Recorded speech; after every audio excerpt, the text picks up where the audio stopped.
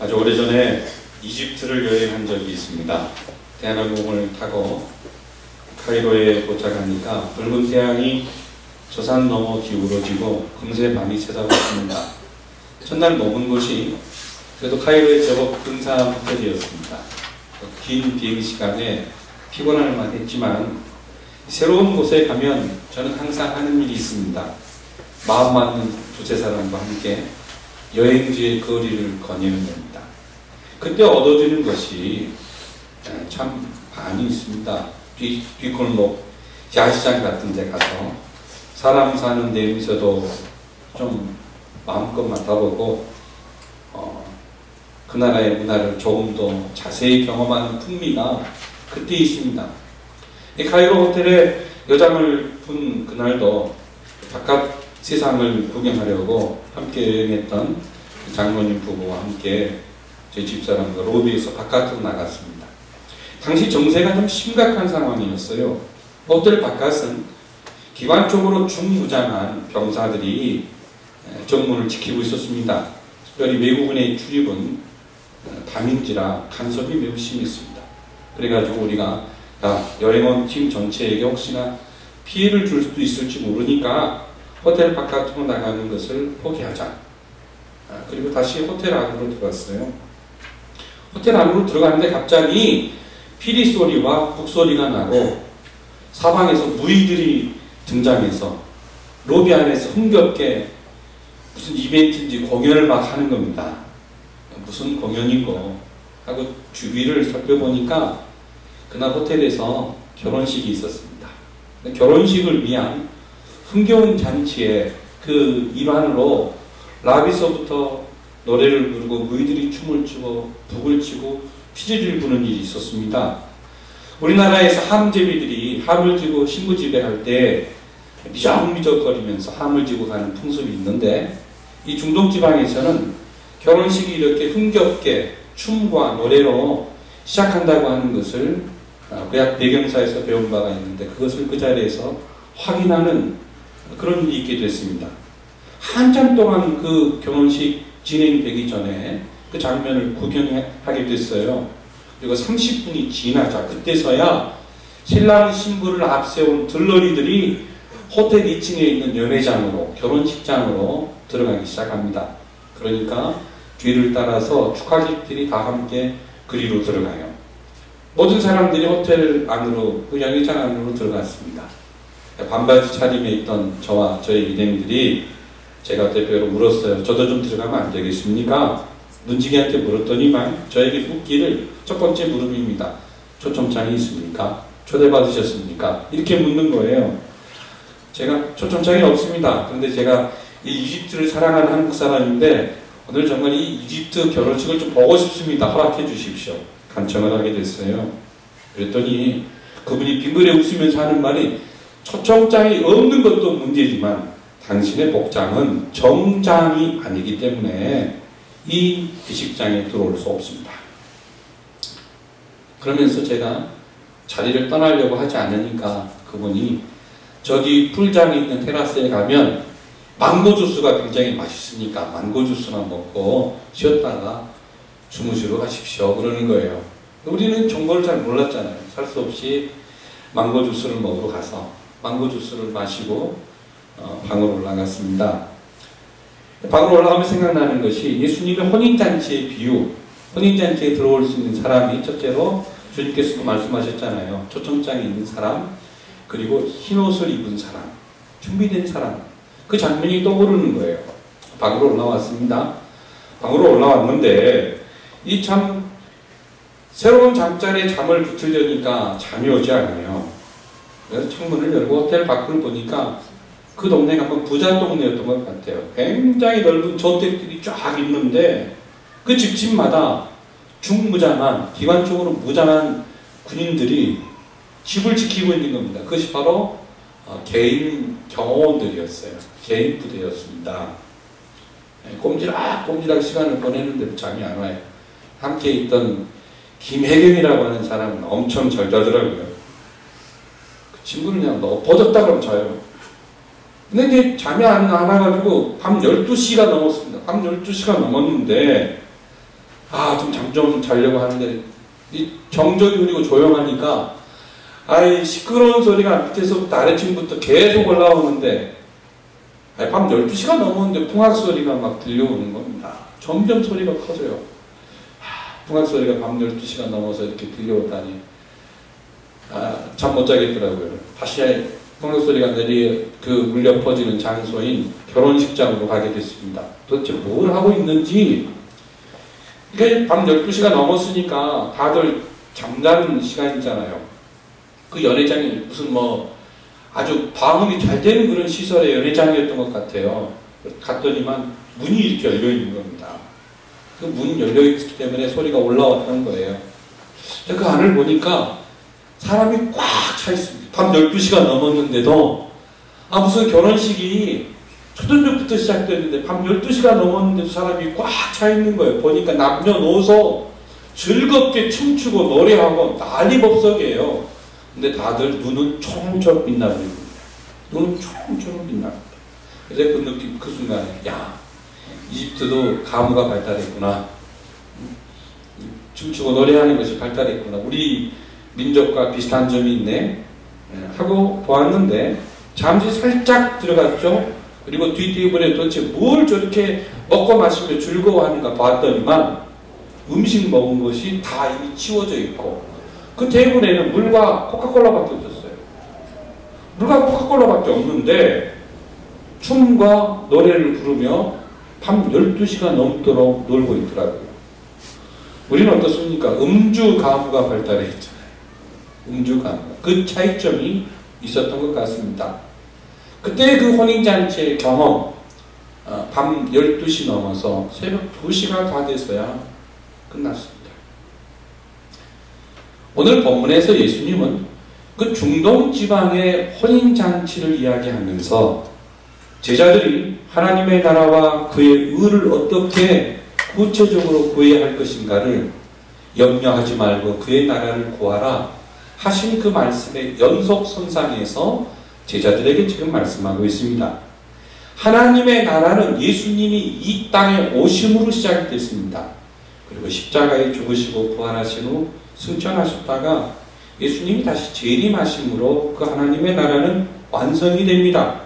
그 하나님의 나라를 구하는 제자들의 믿음의 자세는 염려하지 않는 것이고 그 나라의 지배를 받는 것인데 예수님이 그렇게 위로와 권면의 말씀을 하셨습니다만 예수님은 잠시 후에 죽으시고 부활하시고 승천하실 분입니다. 자, 하나님의 나라가 이 땅에 임했습니다.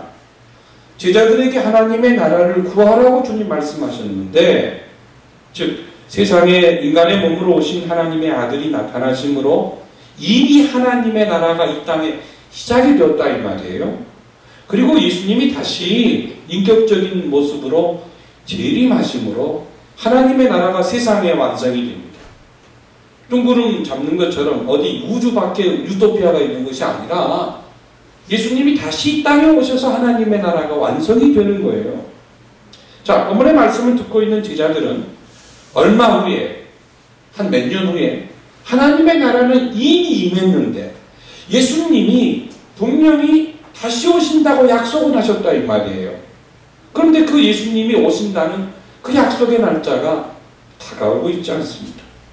그래서 제자들은 고민합니다. 이미 온 하나님의 나라와 아직 완성되지 않는 그 하나님의 나라 사이에 제자들이 있게 돼요. 우리 예수님은 그 광경을 염두에 두시면서 오늘 본문의 말씀을 하고 있습니다. 이미 온 하나님의 나라와 아직 완성되지 않는 하나님 나라의 사이에는 뭐가 있을까요? 심각한 영적 갈등 상태가 존재합니다. 예수님이 그걸 보셨어요. 그 영적 상태는 두 가지 의미로 나타납니다.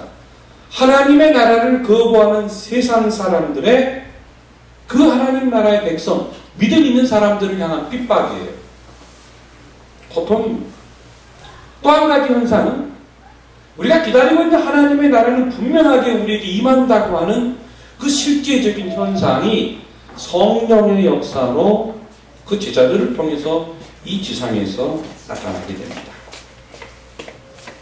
오늘 제가 설교의 제목을 종말을 기다리는 자세라고 잡았습니다. 있습니다.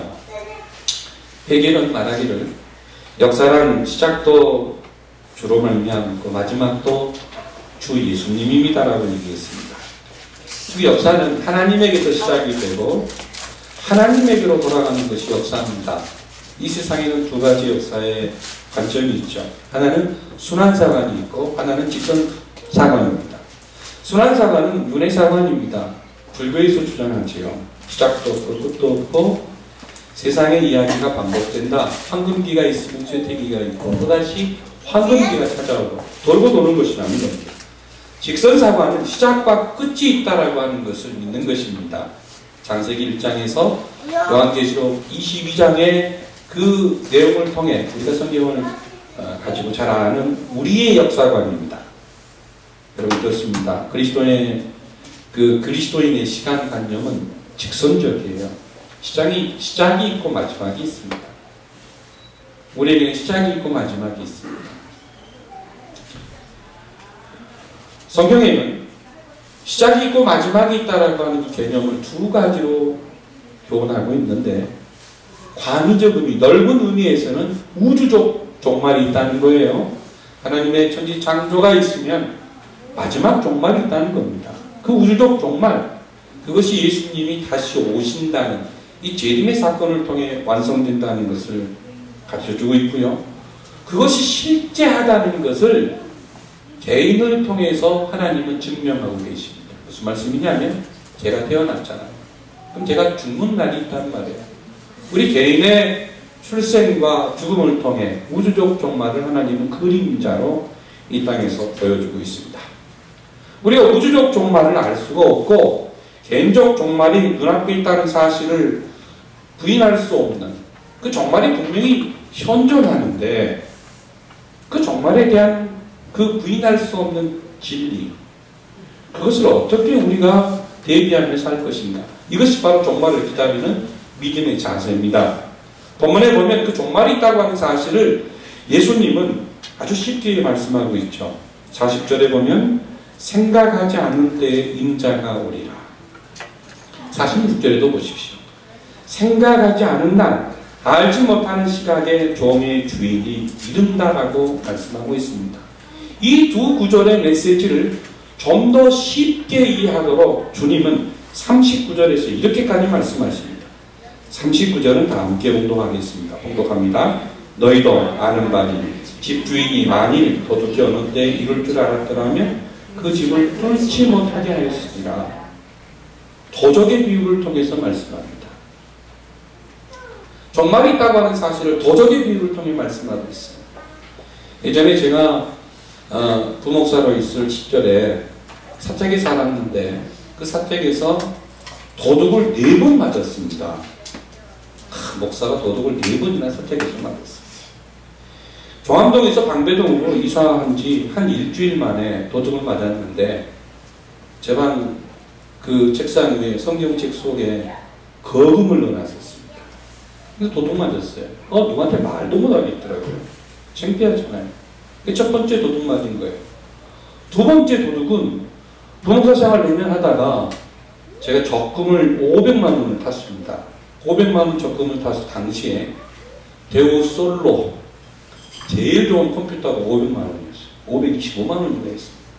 그거를 샀어요. 500만 원 돈의 노트북을 사서 애지중지했습니다. 담임 목사님 컴퓨터보다 더 좋은 컴퓨터였어요. 그러니까 얼마나 좋습니까? 이 사무실에 가면 다들 그냥 교육자들이 싹 몰려서 보자. 우쭐했죠. 컴퓨터를 이렇게 갖고 이제 쓰는데 주일날이 됐어요.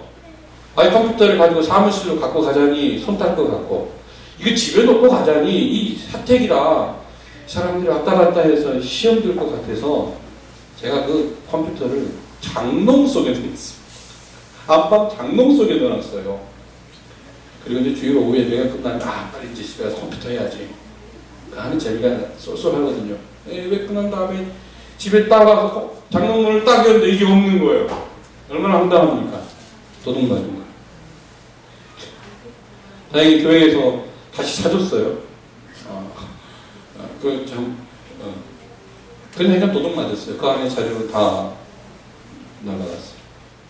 또 한 번은 그 서두에 말한 것처럼 이집트에 갔다 와서 당시에 여행 경비를 아꼈습니다. $100짜리 3장 그리고 자기약 수표 몇 장을 우리 집사람 몰래 꼬붙여놨어요.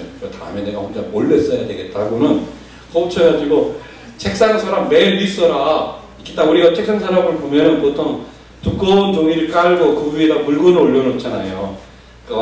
무슨 박스 같은 거 하나 놓고 두꺼운 종이 놓고 박스 같은 거 하나 놓고 거기다 물건을 놓는데 상상이 가죠? 박스 밑에 이렇게 들어봤자 종이가 보이잖아요.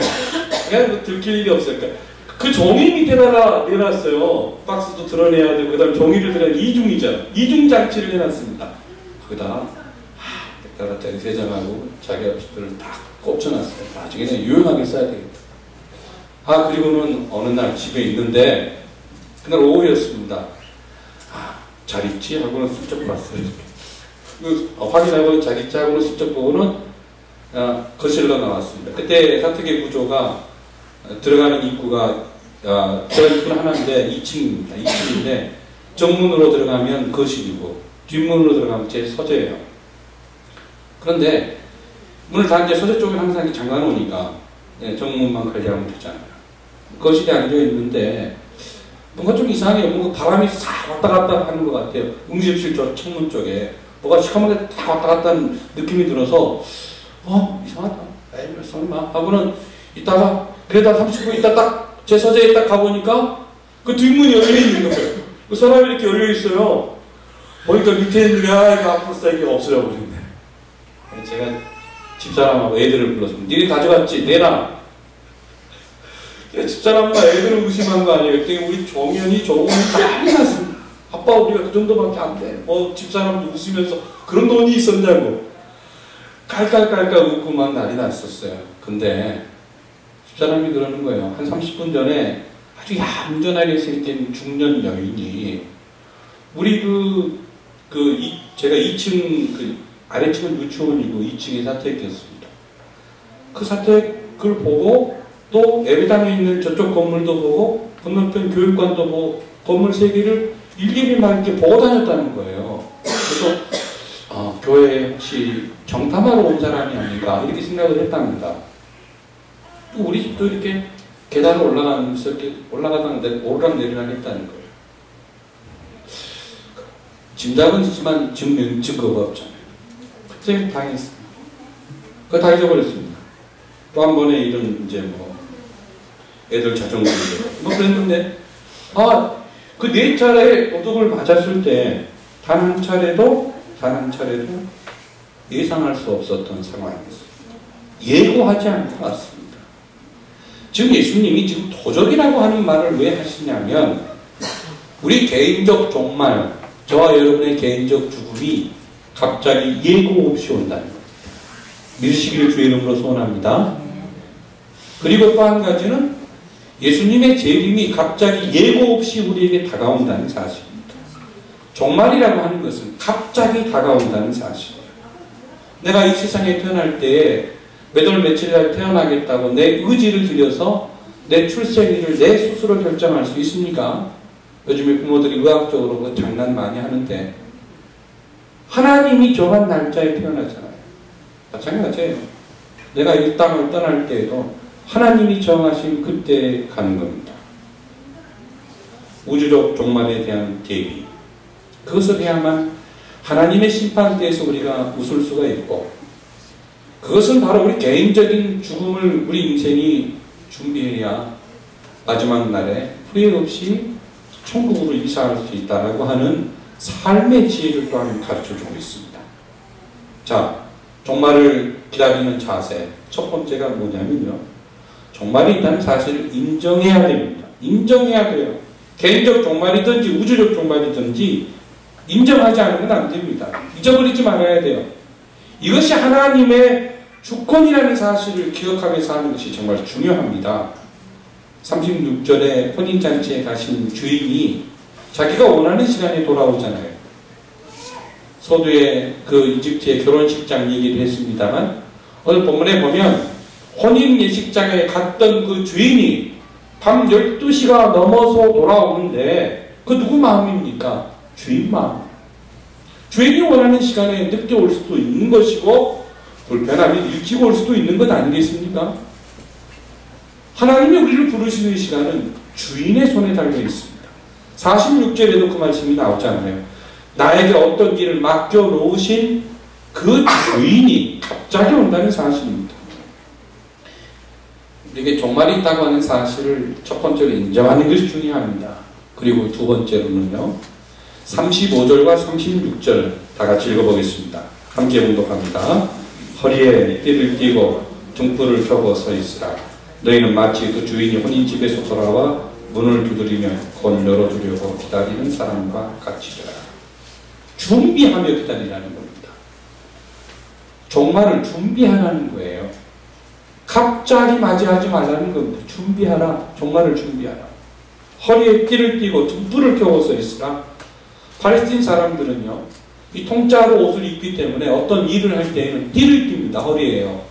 그것은 움직이기 쉽도록 하기 위해서. 주인이 갑자기 올 때 문을 열어드릴 준비를 하고 있으라는 얘기예요. 그것이 바로 띠를 띠라는 겁니다. 어떤 활동을 할 준비를 하고 있으라는 말입니다. 주인이 와서 얘야, 우리 혼인잔치에, 마지막 천국잔치에 함께 들어가 즐기자. 우리를 부르셨어요? 그런데 주인님, 저 퍼즐러 있습니다. 1시간만 기다려 주십시오. 그러지 말라는 겁니다. 아, 오셨습니까? 기다렸습니다. 얼마나 기다리는지 모릅니다. 사랑하는 사람을 데이트 장소에서 기다리는 그 심정, 그런 모습으로 그리스도의 재림을 사모하고 나의 죽음에 대한 대비를 하라는 겁니다. 이것이 바로 띠를 띠고 등불을 켜고 기다리는 겁니다. 주인이 왔을 때 아, 오셨습니까? 하고 얼른 뛰어나가서 문을 열어줄 수 있는 그런 상태, 준비된 삶을 말하죠. 종말을 기다리는 자세는 37절의 말씀을 통해서 우리에게 하나님은 교훈해 주시는데 한번 따라서 하십시오. 인내하며 기다려야 한다. 자, 한밤중이 되어갑니다. 조금만 지나면 올 것 같은데 등불 기름이 다 떨어져 가는데 어떡하지? 그건 내 생각이죠. 그건 내 생각이에요. 그렇잖아요. 주인이 언제 오실지 모르니까 지혜롭게 인내하면서 기다리는 것이 정말 중요합니다. 인내하면서 지혜롭게 기다리는 것이 중요해요. 인내하면서 지혜롭게 기다린다고 하는 것은 뭘 의미하냐면 다시 오실 것을 절대 믿는 신앙을 의미합니다. 절대 확신하는 신앙이에요. 헨리 나우엔이 지은 책 중에 안식으로의 여행이라고 하는 책이 있는데 그 책 내용에 보면 거기에 하는 비행사에 그 서커스 하는 사람들의 이야기를 가지고 예화로 사용하는 그 내용이 등장합니다. 여러분 머리 한번 상상해 보십시오. 지금 누군가 서커스를 하는데 공중 고개를 해요. 양쪽에서 그네를 탑니다. 양쪽에서 그네를 타는데 그 서커스를 할 때 보면 항상 한 사람이 나르죠. 남자와 여자가 보통 고개를 하면 여자들이 보통 많이 나르는 경우가 있죠. 몸이 좀 가벼운 사람이 많이 나르잖아요. 한쪽은 어때요? 나르는 사람은 어떻게 합니까? 받아주죠. 그런데 여기서 헨리 나우엔이 아주 재밌는 말을 합니다. 그 고개를 하다가 하늘을 나는 사람은 절대로 상대방을 붙잡지 않는다는 겁니다. 절대 붙잡지 않아요. 내가 지금 하늘을 팍 날랐잖아요. 근데 내가 잡는 게 아니에요. 누가 잡죠? 잡는 고개사가 잡는 거예요. 이해가십니까? 내가 먼저 잡으면 어때요? 나는 공중에서 푹 떨어져요. 그죠? 고개를 하다가 내가 먼저 잡으면 그 순간 타이밍 0.001초 때문에 내가 뚝 떨어지는 거예요. 그 순간 누가 잡아줘야 됩니까? 나는 사람을 그 고정된 그네에 고정돼서 날아오는 사람을 보면서 잡아주는 사람이 꽉 잡아줘야 되는 거예요. 내가 잡는 거 아니에요. 여기서 헨리 나우엔은 굉장히 중요한 영적 원리를 얘기하고 있습니다. 나는 사람은 먼저 자기 손으로 상대를 잡지 않는다는 거예요. 그 잡는 사람이 나를 잡아줘야 돼. 나는 철저히 뭐만 합니까? 나는 사람은 철저히 나는 일만 해요. 잡는 사람은 어때요? 날아가는 나를 잡아주는 거예요. 그때 공중에 내 몸을 붕 띄우는, 내 손을 탁 떼고 날아가는 사람이 무슨 마음이 있어야 됩니까? 저 사람이 나를 잡아준다라고 하는 뭐가 있어야 되죠? 절대 신뢰가 있어요. 절대 확신이 있어요. 절대 확신이 있어요. 저는 이 헨리 나우엘이 이 책에서, 이 안식으로 여행이라고 하는 책에서 이 내용을 말할 때 머릿속에 한번 상상해 봤습니다. 손을 딱 띄어서 날아가는 순간, 상대방이 나를 잡아주는 그 순간은 굉장히 짧은 시간이에요. 굉장히 짧은 시간. 너무너무 짧은 시간. 예수님이 우리에게 다시 오신다고 약속하신 시간, 하나님의 관점으로 볼 때는 굉장히 짧아요. 하나님은 시간을 뛰어넘으신 분이니까, 시간을 만드신 분이니까. 그런데 기다리는 우리 입장에서는 어떻습니까? 지루하죠. 천년이 하루 같고 하루가 천년 같은 하나님의 시간 법칙. 다시 말하면 우리 이해의 영역을 뛰어넘은 불가해하신 하나님, 우리 이해의 대상이 아니신 하나님. 하나님은 여러분 이해의 대상이 아닙니다. 이해가 되니까 하나님을 믿으시고 이해가 되니까 하나님의 말씀에 순종하는 그런 존재가 아니에요. 하나님은 우리 인생의 절대 확신의 대상이라는 사실을 그리스도의 이름으로 여러분 믿으시기를 소원합니다. 굉장히 중요해요. 우리가 그리스도를 기다릴 때 그리스도는 다시 오신다. 절대 확신이 필요합니다. 절대 신뢰가 필요합니다. 예수님이 혼인잔치의 비유를 통해 말씀하실 때 베드로가 뜬금없는 질문합니다. 선생님, 지금 하신 말씀이 12제자인 우리에게만 해당됩니까? 아니면 다른 사람들에게도 해당이 됩니까?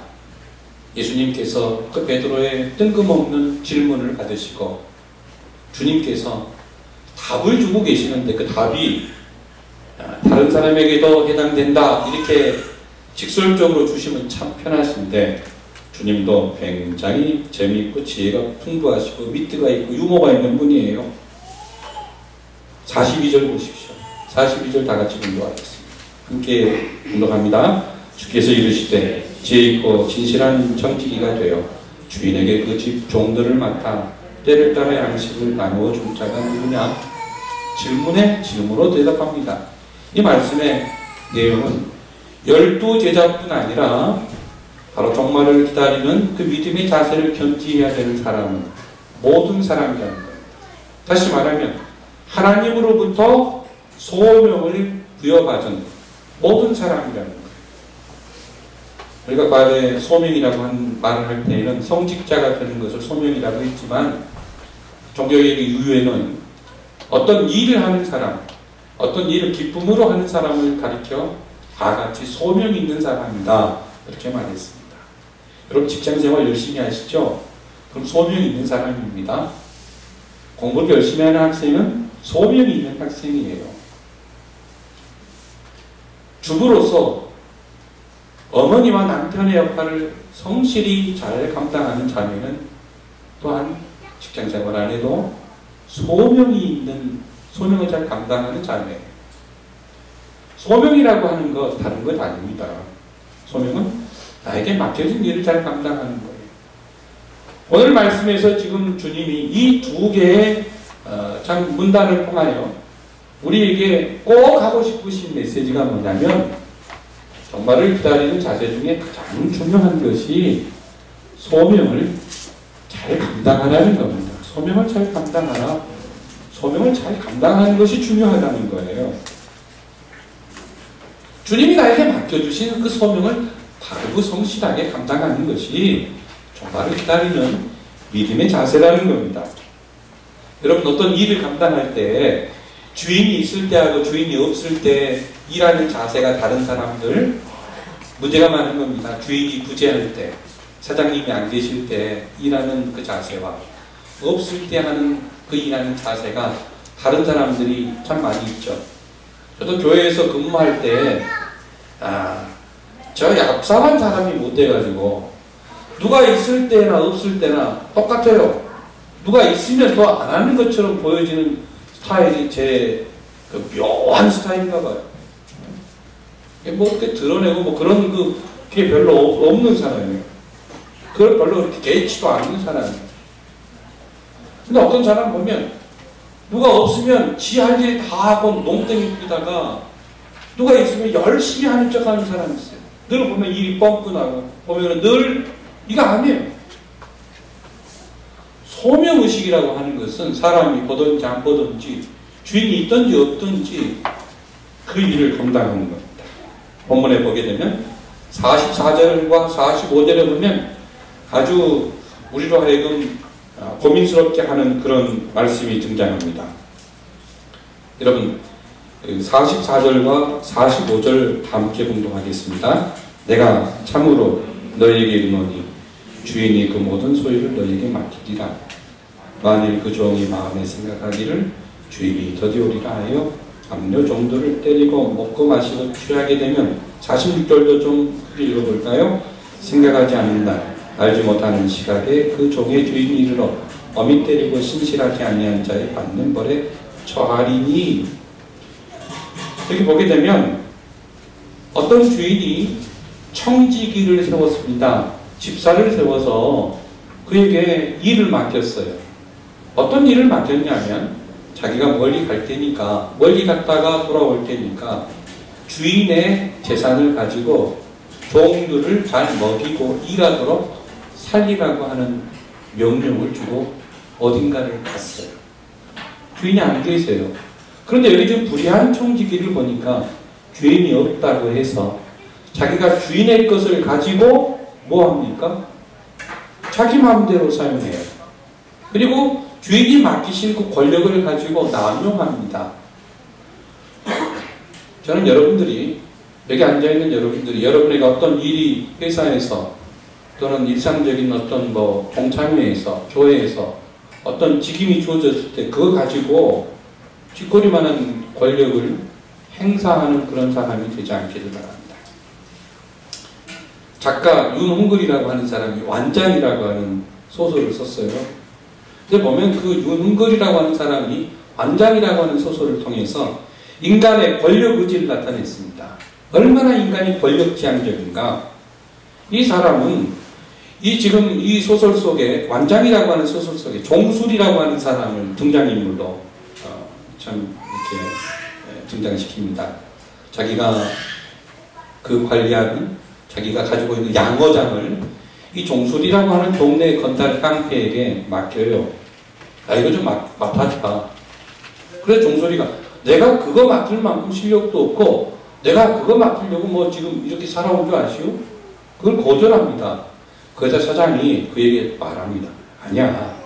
네가 우리 동네에서 짱이고 네가 잘할 거야 하면서 완장을 채워줍니다. 감시원이라고 하는 완장을 채워줘요. 노란 완장은 거기다가 감시원 이렇게 해서 완장을 채워줘요.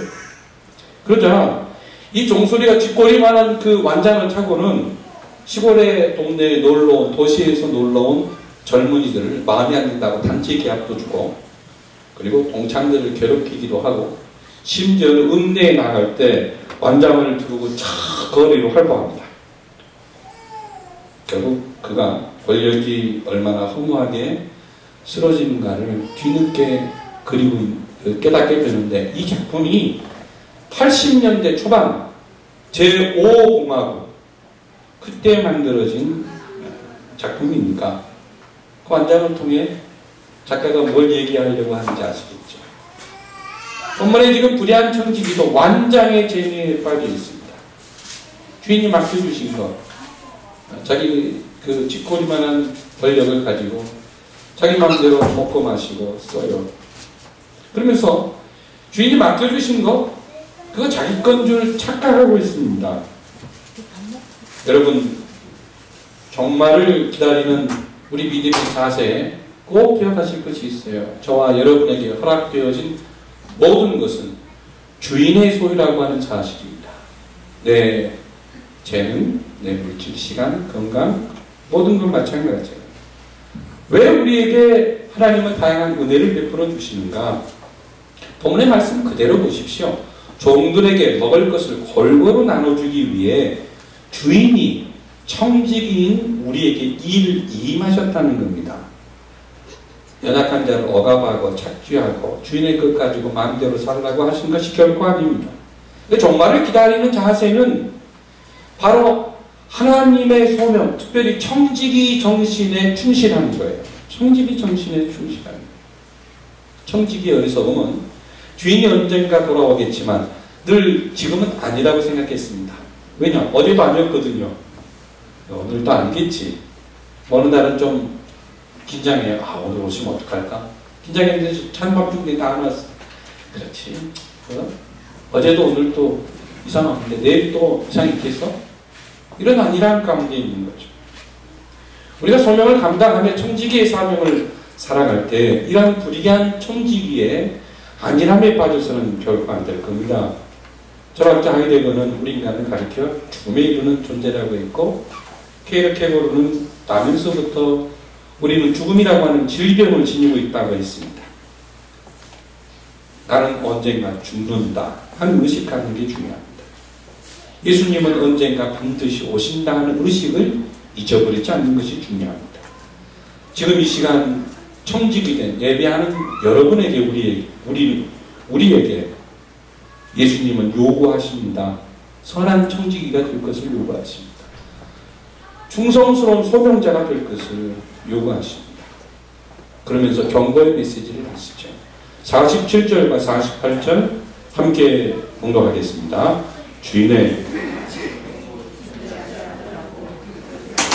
아니야 좀 많이 맞을 것이고 알지 못하고 맞을 일을 행하니 종을 적게 맞으리라.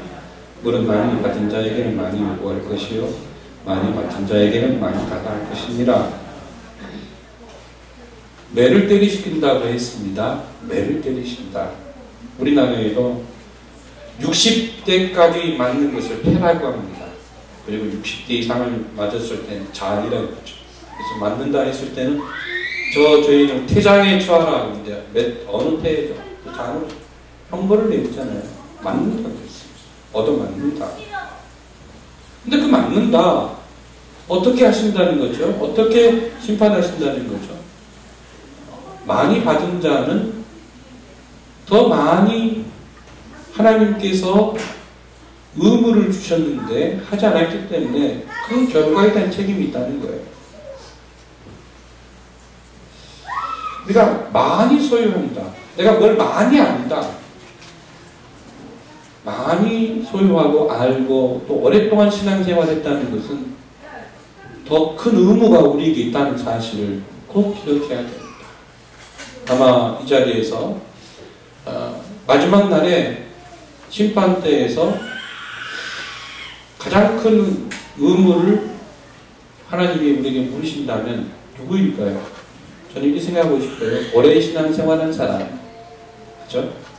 또 특별히 교회에서 어떤 직함을 가지고 있는 사람, 세상적으로 보면 다른 사람보다 연봉이 더 많은 사람,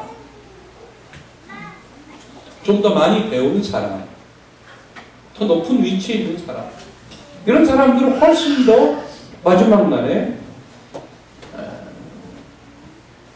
그 책임이 크다는 사실입니다. 책임이 커요. 너무너무 커요.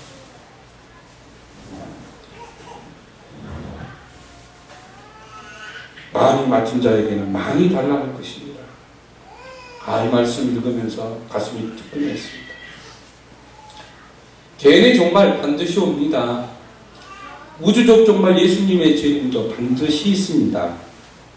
제가 어제 오전에 교회 10시에 나오기 전에 잠깐 어느 TV 마지막 세미나 하는 장면을 보게 됐는데 그분이 하필이면 제가 설교하고 싶은 것으로 저렇게 텔레비에서 얘기하더라고요. 여러분 보신 분도 있을 거예요.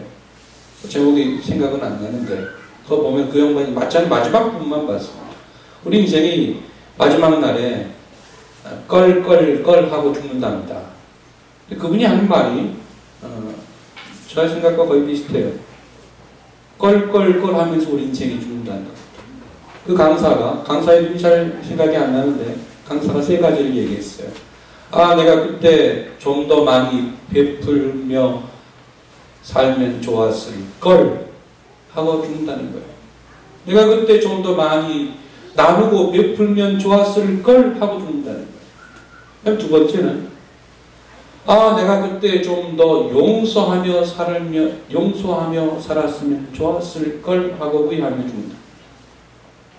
용서하지 못하는. 그 세 번째로 내가 그때 좀 더 재미있게 살았으면 좋았을 걸 하고 재미있게 살지 못하는 것을 후회하며 죽는다는 것. 저는 강사의 그 내용이 굉장한 철학을 담고 있다고 생각합니다. 종말을 기다리는 믿음의 자세. 여러분, 우리가요, 무슨 재미가 있어야 하느냐? 예수 믿는 재미가 있어야 합니다. 오늘 이 시간 예배하는 재미가 있어야 돼요. 그리스도 이름을 부를 때 그 세상이 줄 수 없는 어떤 평안함과 영적 만족과 기쁨이 있어야 됩니다. 이것이 없으면 우리 너무 허무하고 불쌍한 존재들이에요. 그 강사가 그랬습니다. 인생의 재미를 알고 살면 나눠주고 살 수 있다. 재미를 알면 용서하며 살 수 있다. 그건 혹시 신앙인이 아닌지 잘 모르겠어요. 우리가 믿음의 재미를 가지고 살면 나누며 사는 것이 결코 이게 마음에 손이 난 듯한 생각이 없습니다. 우리 인생에 믿음의 재미가 있다면 사랑하고 용서하는 것이 얼마나 기쁘고 좋은지 모릅니다. 말씀의 결론입니다. 개인적 종말이 먼저 올지 우주적 종말이 먼저 올지 저와 여러분은 몰라요. 그것은 주님의 고유한 영역이기 때문에 그렇습니다. 중요한 것은 곧 온다는 겁니다. 곧 온다는 거예요. 종말을 기다리는 사랑하는 성도 여러분, 그냥 기다리지 마시고 준비하며 기다리시다. 개인적인 종말을 준비함에 있어서 우리가 1년에 나이가 40이 넘으면 꼭 한 차례 정도는 유언장을 써보는 일 감당하시라고 제가 설교 시간 때마다 했습니다만 또 그 얘기가 몇 년 된 것 같습니다. 이사를 여러 번 하다가 제가 우리 가정에 할아버지가 저에게 주신 유산을 잃어버렸습니다. 할아버지가 저에게 주신 유산은 두 가지인데 하나는 대한민국 최초의 마태복음 주석책이고 두 번째는 할아버지가 육성을 남기신 음성 테이프예요. 어느 날 갔더니 할아버지가 두 가지를 주시면서 승룡아, 이건 박물관에 있는 대한민국 최초의 마태복음 주석이다. 또 하나 테이프를 주시면서 내가 너에게 하고 싶은 이야기다. 주셨거든요. 그리고 몇 년을 사셨어요. 몇 년을 또 사셨어요. 60분 테이프입니다. 그 테이프에는 저에게 하고 싶은 이야기, 본인이 좋아하시는 찬송가, 본인이 좋아하는 하나님의 말씀, 또 내가 어떤 사람이 되었으면 좋겠다고 하는 거, 본인이 할아버지가 저한테 조금 하고 싶은 비전과 부탁의 말씀들, 거기에 담겨 있었습니다. 60분짜리 테이프를 이사하다가 어디 났는지 모르는 것이죠. 지금도 너무너무 아쉽고 안타깝습니다. 너무너무 안타깝습니다. 우리의 생애 영원하지 않습니다.